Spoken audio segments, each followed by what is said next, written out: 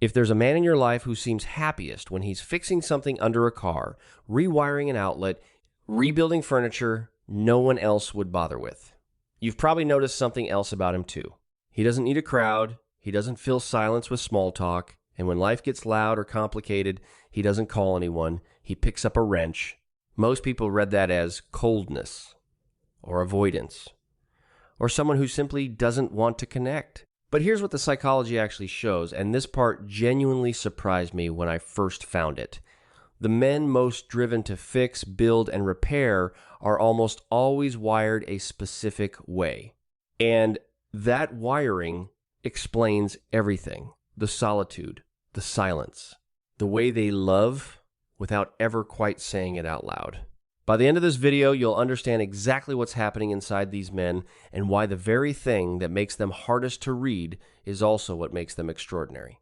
There's a reason this type of man exists in every culture, every era, every family.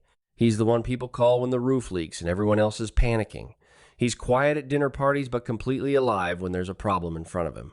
He expresses love through fixed things, a running engine, a painted porch, a door that finally closes right. Psychologists and researchers who study introversion, attachment theory, and identity formation have started to piece together why these traits cluster together so consistently. It's not coincidence. It's architecture.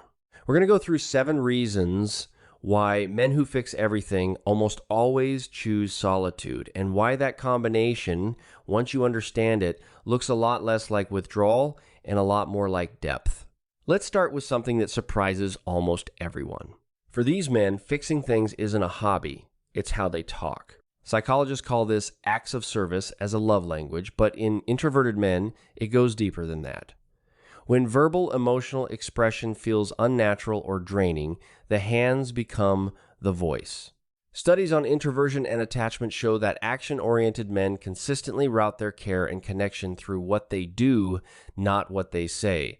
Repairing a neighbor's broken fence, showing up with tools before anyone asks. These aren't small gestures, they're entire emotional sentences. So if you've ever felt frustrated that a man in your life won't just talk to you, consider what he's already been saying. With his time, with his hands, with every problem he quietly makes disappear. But fixing his language is just the surface. What's happening inside their mind while they work? That's where it gets fascinating. When a skilled man works alone on a problem, something specific happens in his brain, and it's genuinely remarkable. Psychologist Mihaly Csikszentmihalyi identified it as flow, a state of deep absorption where self-consciousness disappears and the brain operates with unusual clarity and efficiency. For introverts especially, flow is most accessible in silence. The workshop, the garage, the quiet corner of the house, these aren't hiding places. They're the environments where these men feel most fully themselves. Research consistently shows that introverts produce their deepest cognitive output in low-stimulation environments. Noise and social demand pull them out of the state where they actually function best. The man who disappears into his workshop for 3 hours and comes out calm wasn't avoiding life. He was restoring himself in the only way that actually works for him. Now, here's where it gets a little more complicated, because this is the part most people, even the men themselves, don't fully understand. These men don't hate people, they love deeply, they just need something different to keep that love sustainable. Introversion isn't shyness, and it isn't misanthropy.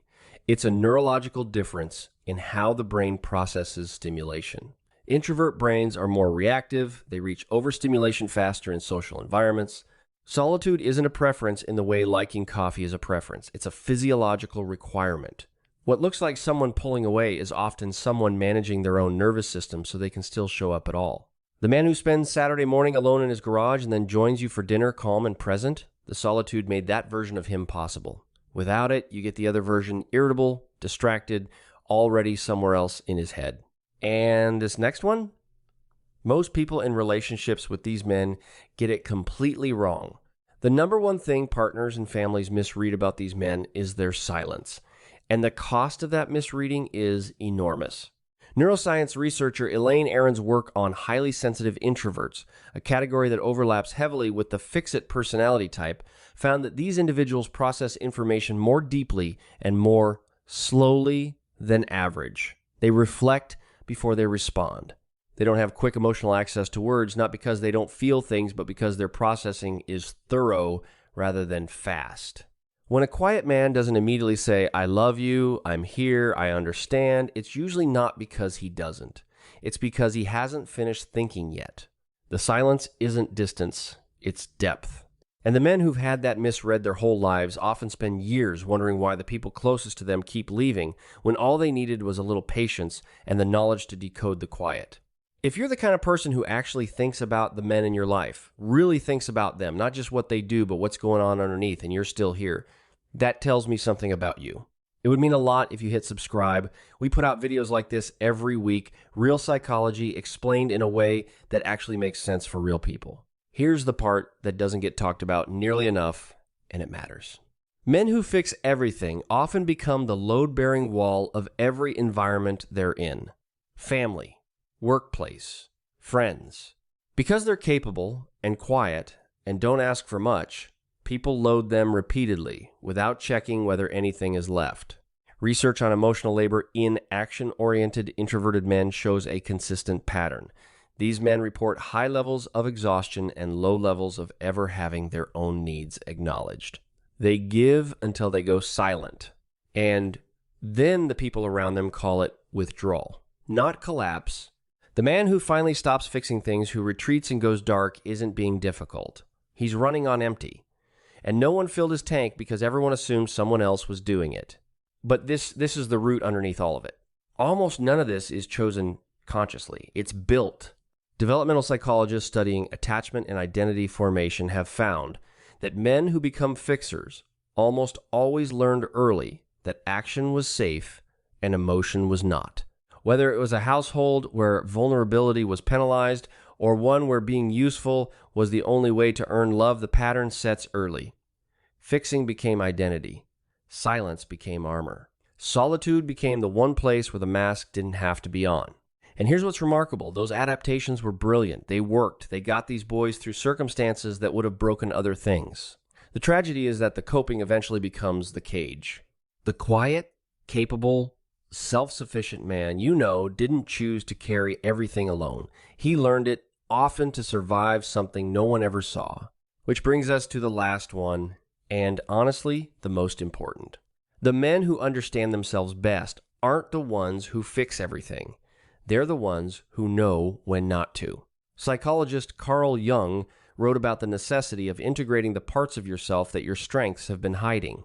For the fix-it introvert, that integration means learning that sometimes the bravest thing isn't solving the problem, it's sitting in the room with someone who has one and just being there.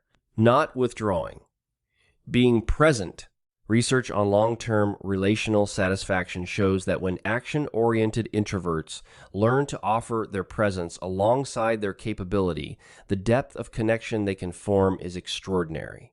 Because they bring everything they already have, the patience, the focus, the loyalty, and they add one more thing.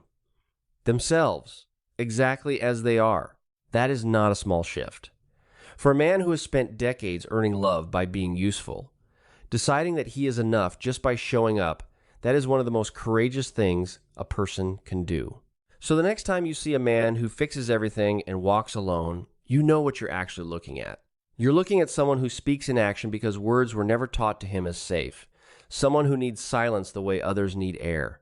Someone who has been quietly carrying things for years because he's good at it and because no one ever thought to ask whether he was okay. He isn't broken. He's built for depth.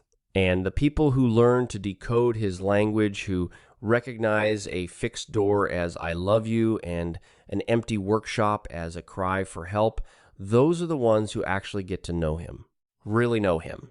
If you want to go deeper on the psychology of introverted men, what they actually need in relationships and why they're so often the last ones to ask for help, I put together a video on that exact topic that I think will hit just as hard. It's right here when you're ready.